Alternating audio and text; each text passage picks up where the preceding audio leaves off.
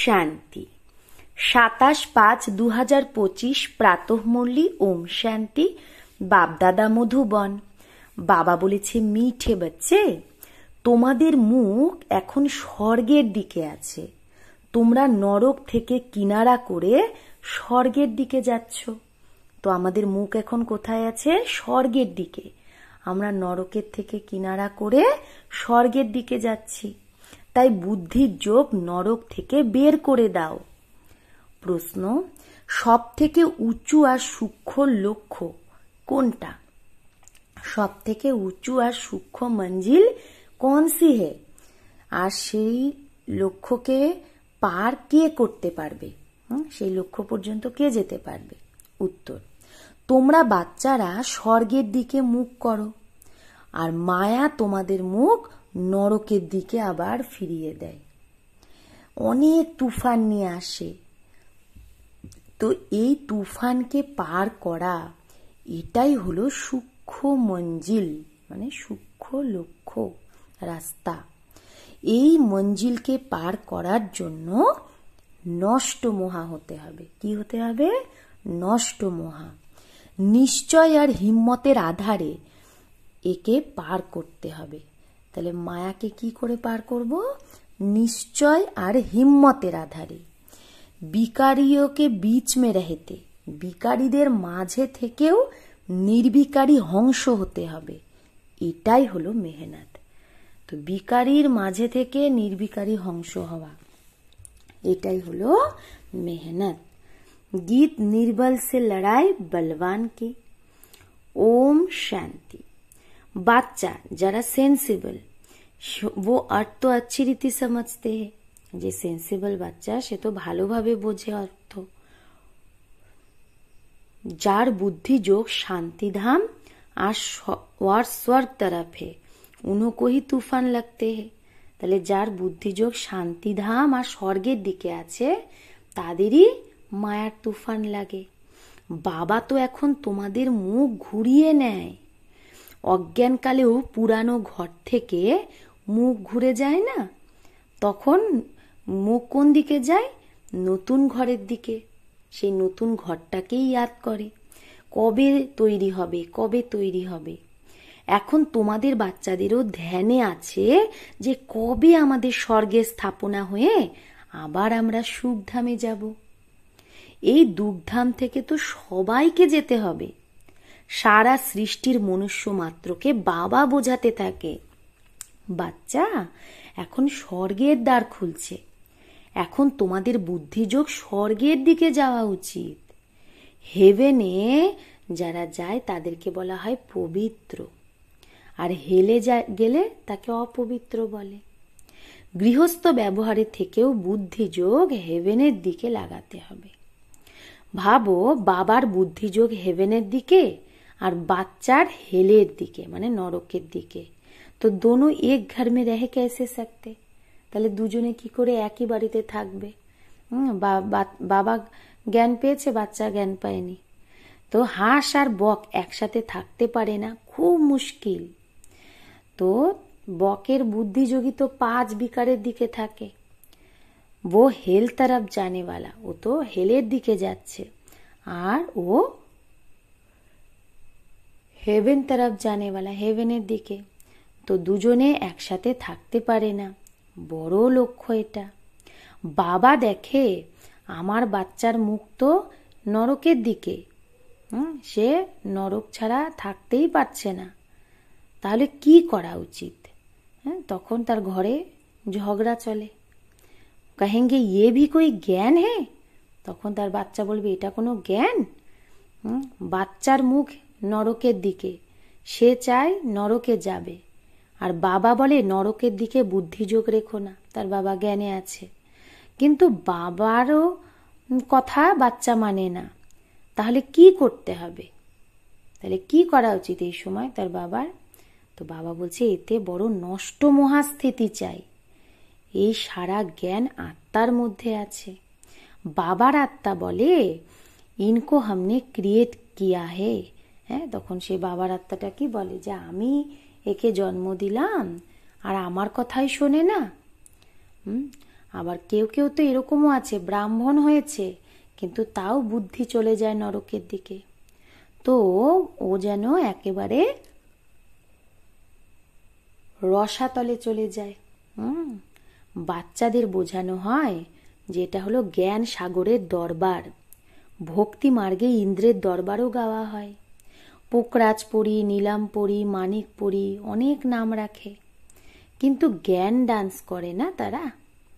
কত রকমের পড়ি, তো সেই পড়িও পবিত্র চাই। যদি কেউ অপবিত্রকে নিয়ে আসে তো দণ্ড পড়ে যাবে। এতে অনেকই পাবন চাই, খুব পাবন চাই। এই মঞ্জিল অনেক উঁচু, তাই এই ঝাড় তাড়াতাড়ি বৃদ্ধি পায় না। কারণ অনেকে ভাবে বাবা এদের লক্ষ্য তো অনেক উঁচু, আমি এটাতে চলতে পারবো না, তাই জন্য ব্রাহ্মণ ঝাড় খুব তাড়াতাড়ি বৃদ্ধি পায় না। বাবা যে জ্ঞান দেয় সেটা কেউ জানে না, শাস্ত্রেও এই জ্ঞান নেই, তাই অল্প নিশ্চয় হয়, আবার মায়া আর একদিকে থাপ্পড় মেরে ফেলে দেয়। তুফান না এটা, ছোট একটা প্রদীপ, তাকে তো তুফান একটা থাপ্পড়েই ফেলে দেয়। অন্যকে বিকারে পড়তে দেখে নিজেও বিকারে পড়ে যায়। দেখে যে ও তো বিকারে যাচ্ছে, তখন নিজেও ঠিক থাকতে পারে না, বিকারে চলে যায়। তো এখানে তো বড় বুদ্ধি চাই বোঝার। গাওয়াও হয় অবলাদের ওপর অত্যাচার হয়। বাবা বোঝায় বাচ্চা কাম মহাশত্রু, এর প্রতি তোমাদের তো অনেক ঘৃণা আসা উচিত। বাবা অনেক ঘৃণা দেওয়ায়, আগেই কথাগুলো ছিল না। হেল তো এখন না, দ্রৌপদী তো ডেকেছে, যে দেখায় না দ্রৌপদী কৃষ্ণকে ডেকেছে, আমাকে নঙ্গন হওয়া থেকে উদ্ধার করো। তো এটা এখনকারই কথা। স্ত্রীরা, অবলা স্ত্রীরা, তাদের উপর কত অত্যাচার হয় বিকারের জন্য, তো তারাই বাবাকে বলে বাবা আমাকে রক্ষা করো। তো কত ভালোভাবে বাবা বোঝায়, তাও বুদ্ধিতে বসে না।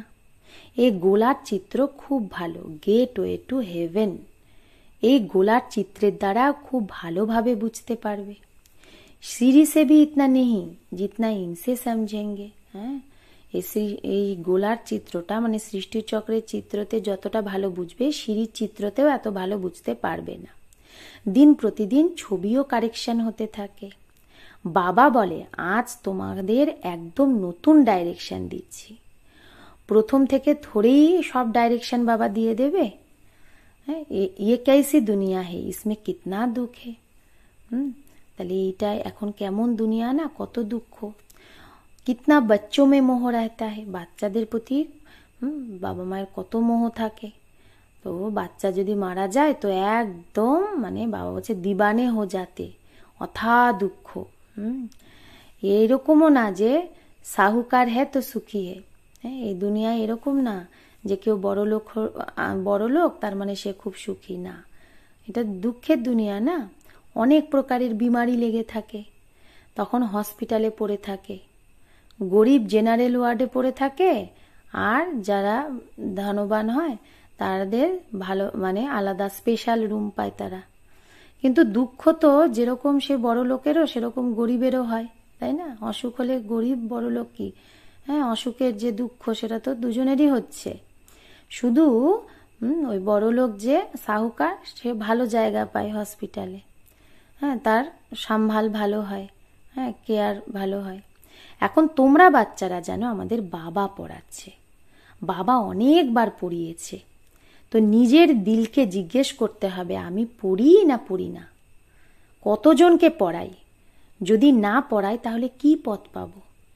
রোজ রাতে নিজের চার্ট দেখো, আজ কাউকে দুঃখ তো দিইনি। শ্রীমদ বলে কাউকে দুঃখ দিও না আর সবাইকে রাস্তা বলো। जो हमारा भाती होगा মানে যে আমাদের দৈবী কুলের হবে তার তো ঝট করে টাচ হবে। তাহলে এতে বাসন চাই সোনার, মানে বাসন মানে বুদ্ধি চাই সোনার বুদ্ধি, হ্যাঁ, যাতে অমৃত ধারণ হয়। যেরকম বলে না শেরনির দুধ কোথায়, সোনার বাসনেই। শেরনির দুধকে রাখার জন্য সোনার বাসনই চাই। সেরকম বাবার এই জ্ঞানটাও হচ্ছে শেরনির দুধ, মানে অনেক ভারী উঁচু জ্ঞান। তার জন্য বুদ্ধিটাও তো পবিত্র চাই।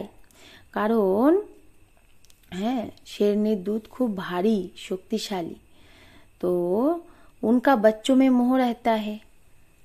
कोई को देखो तो एकदम उछल पड़ेगी, कोई को देखा तो। তাহলে বাবা বলছে ওই শেরনিরও তার বাচ্চার প্রতি মোহ থাকে, কাউকে দেখলেই একদম উছলে যাবে তার দিকে, ভাববে আমার বাচ্চাকে না মেরে ফেলে। তো এখানেও অনেকে আছে যার পতি বাচ্চা আদির প্রতি অনেক মোহ থাকে। এখন তোমরা বাচ্চারা জানো স্বর্গের গেট খুলছে, কৃষ্ণের চিত্রে বড় ক্লিয়ার লেখা আছে এই লড়াইয়ের পরেই স্বর্গের গেট খোলে।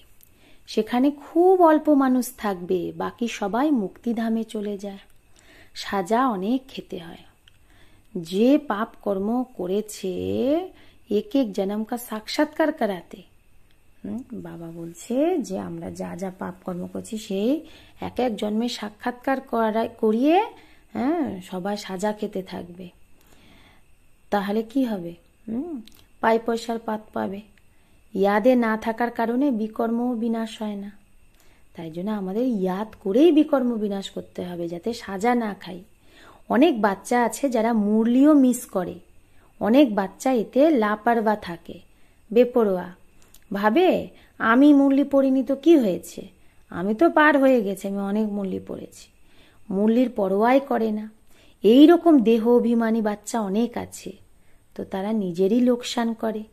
বাবা জানে, তাই এখানে যখন আসে তাও জিজ্ঞেস করে বাবা, বহুত মুরলিয়া নেহি পড়ি হোঙ্গি।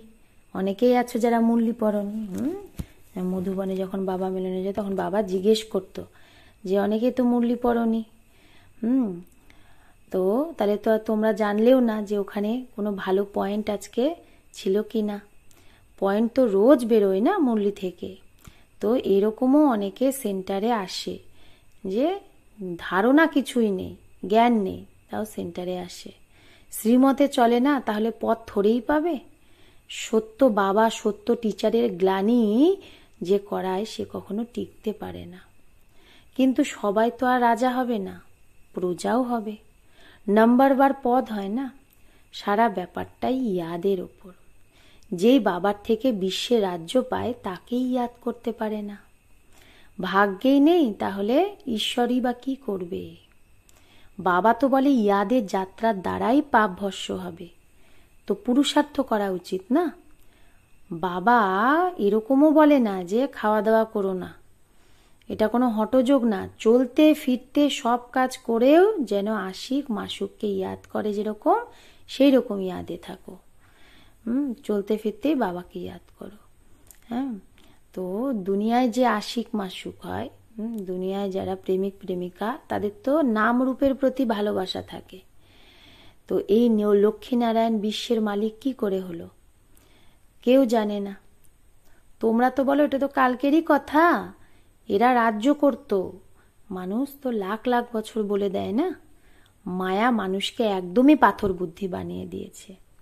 এখন তোমরা পাথর বুদ্ধি থেকে পারস বুদ্ধি হচ্ছ। পারসনাথের মন্দিরও আছে, কিন্তু সে কে এটা কেউ জানে না। মানুষ একদম ঘোর অন্ধকারে আছে। এখন বাবা কত ভালো ভালো কথা বোঝায়, তারপরে প্রত্যেকে নিজে নিজের বুদ্ধির উপর সে কতটা বুঝবে।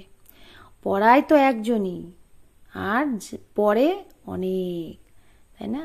পড়নেওয়ালে স্টুডেন্ট অনেক হতে থাকবে।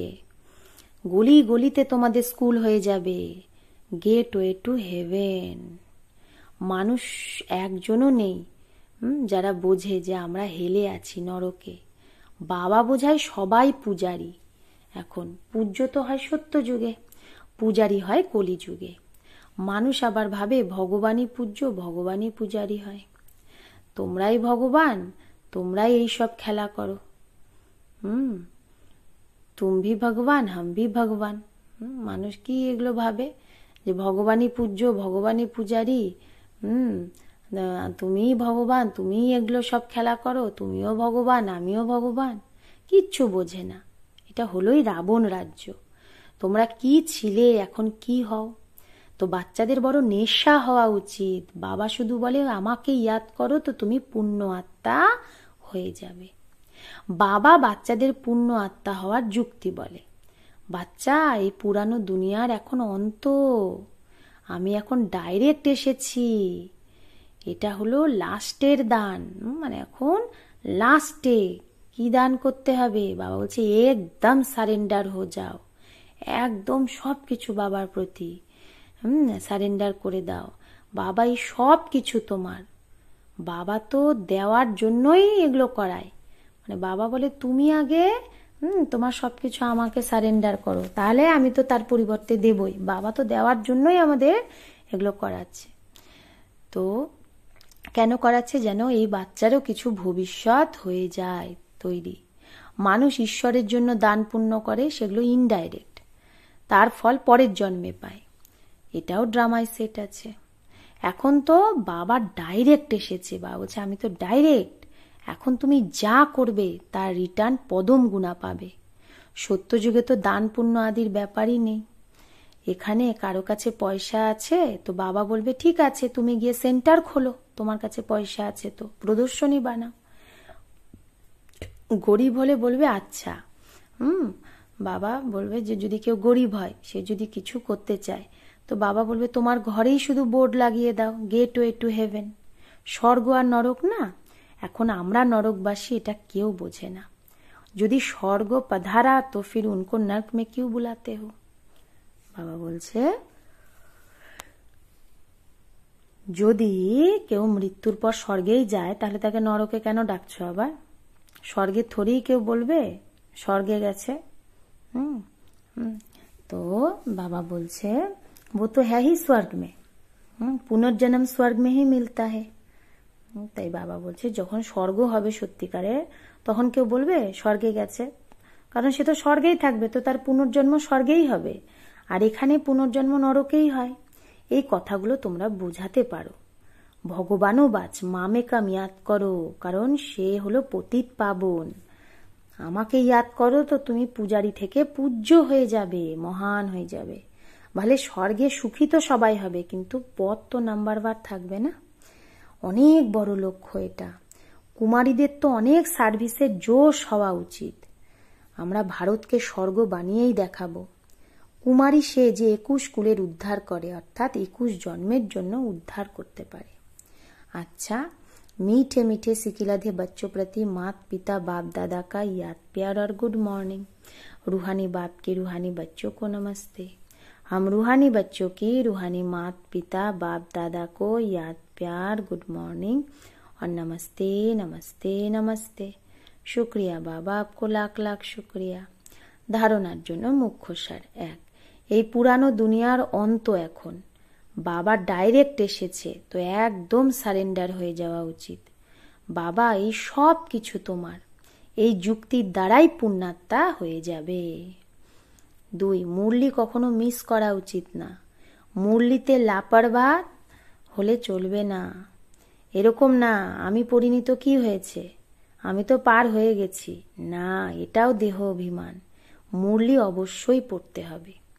বরদান, নিজেকে মোল্ড করে রিয়াল গোল্ড হয়ে প্রত্যেক কার্যে সফল যে হয়, সেই স্বপরিবর্তক ভব।